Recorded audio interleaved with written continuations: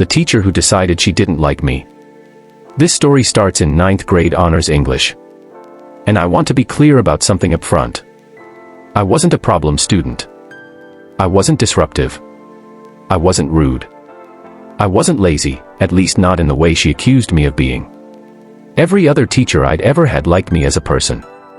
Some got frustrated with me occasionally, sure, but they still respected me. She didn't.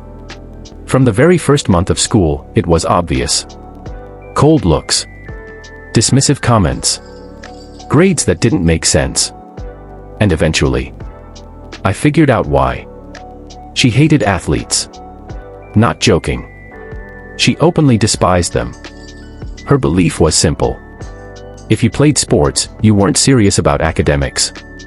And therefore, you didn't deserve success. I played 3 sports. Which meant I missed class for away games.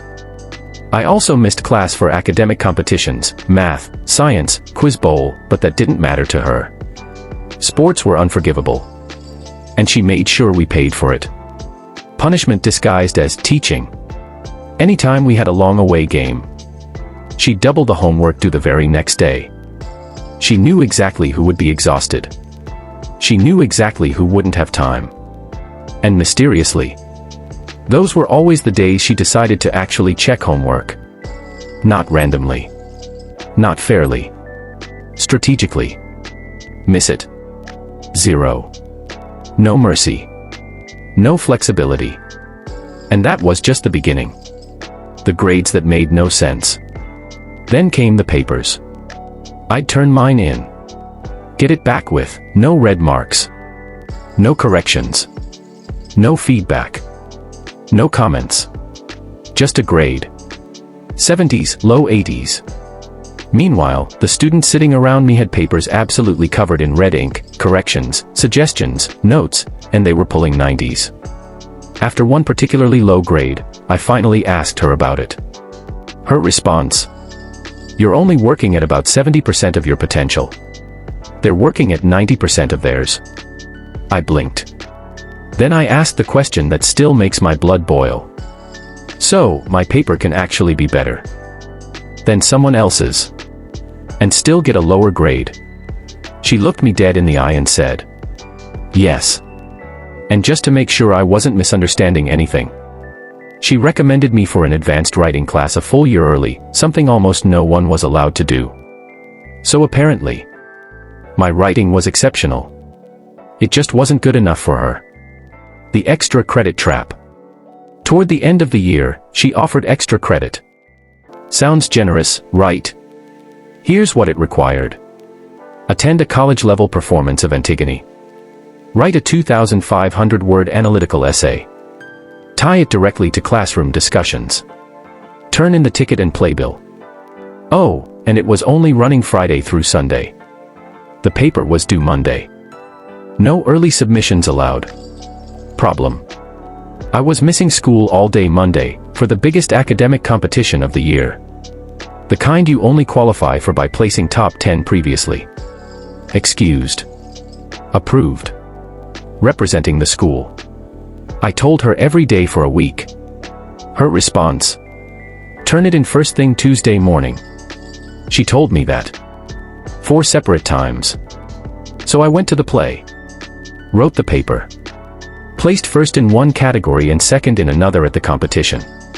Tuesday morning, 7 a.m., before basketball workouts, I walked into her classroom and handed her the assignment. She didn't even look at it. She said, "I'm not accepting this. It's late." I froze.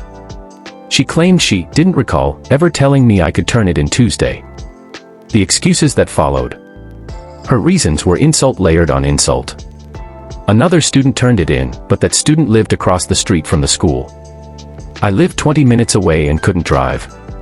My mom worked at the school, so I should have sent it with her. Except, I'd been told to turn it in Tuesday. Why would I? I could have worked on it Monday night, which wouldn't be fair to other students. So I pulled up the metadata on the file. Last saved, Saturday afternoon. She didn't care. 0 credit. I was out the $25 ticket, the hours of work, and my mom had bent over backward to get me there and back that weekend. She was furious. I was numb. I wish for an A. This woman also loved to brag. She proudly told us, "No one has ever made an A on my final exam." She said it like it was a badge of honor. On the last day of class, she asked, "What's your biggest wish?"